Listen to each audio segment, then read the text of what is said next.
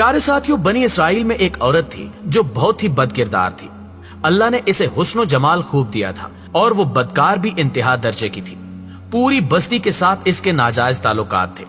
वो इतनी मालदार हो गई कि अपने लिए एक बहुत बड़ा महल बनवाया और तख्त भी बनवाया, जिस पर वो रोजाना बन संवर कर बैठती थी और इसके साथ गलत ताल्लुक रखने वाले पूरे शहर के उमरा आते थे। इस औरत की जिंदगी ऐसी ही गुजर रही थी कि एक मर्तबा क्या हुआ कि वो अपने घर का दरवाजा खोलकर तख्त पर बैठी थी कि करीब किसी और बस्ती का नौजवान जो कि बहुत ही नेक और इबादत गुजार था, वो उधर से गुजरा और गुजरते हुए जो अचानक उसकी नजर उठी और उस औरत पर पड़ी और उस औरत की ऐसी तस्वीर उसके दिल में छपी कि वो आगे तो चला गया मगर उसका ध्यान उधर ही भटक गया।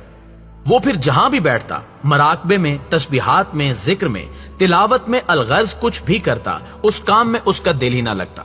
उस नौजवान ने रोजे भी रखे लेकिन उस लड़की का ख्याल दिल से ना निकाल सका।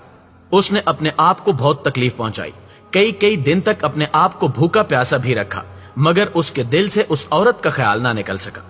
हत्ता कि एक दिन उसने सोचा कि जब इस ख्याल से मेरी जान नहीं छूटती तो क्यों ना मैं उसके पास चला जाऊं। मगर उस औरत से मिलने के लिए उसे इतने पैसों की जरूरत थी ताकि उस तक रसाई हासिल कर ले। उस नौजवान के पास थोड़ा बहुत सामान था, चुनांचे उसने उस सामान को बेचा और इतने पैसे जमा किए जितने बदकार औरत तक रसाई के लिए जरूरी थे। नाज़रीन गिरामी, इसके बाद वो नौजवान उस औरत के पास आया और उसको पैसे देकर उसके साथ तख्त पर बैठ गया। बातचीत करने लगा कि अचानक बातचीत के दौरान उसके दिल में ये ख्याल आया कि मैंने नेकोकारी के इतने साल गुजारे हैं, आज मेरा अल्लाह मुझे इस गैर महरम औरत के साथ बैठे हुए भी देख रहा है। बस ये ख्याल दिल में आया तो अल्लाह का डर दिल पर गालिब आ गया और नौजवान के जिस्म पर कपकपी तारी हो गई। उसने कांपना शुरू कर दिया। औरत ने उससे पूछा कि क्यों कांप रहे हो, तुम्हारा चेहरा क्यों पीला पड़ गया है? तो उस नौजवान ने कहा कि मेरी तबीयत ठीक नहीं है।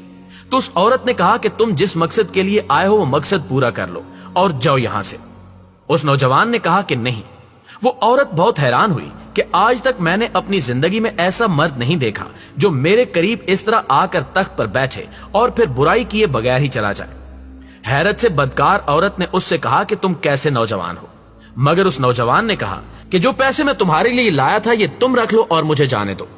उस औरत ने कहा कि तुम कौन हो और क्या हो? उस नौजवान ने बताया कि मेरा नाम फलां है और फलां बस्ती का रहने वाला हूं और मेरे दिल में यह ख्याल आया कि मैंने इतनी उम्र मुसल्ले पर बैठकर गुजार दी है और आज मेरा रब मुझे तेरे साथ बैठे हुए भी देख रहा है। बस इसके बाद उस नौजवान की आंखों में आंसू आ गए और वो वहां से चल पड़ा। उस नौजवान की जो थोड़ी देर की सोहबत उस औरत को मिली थी, उसकी बरकत से उस औरत के दिल में ख्याल आया कि ये कंवारा नौजवान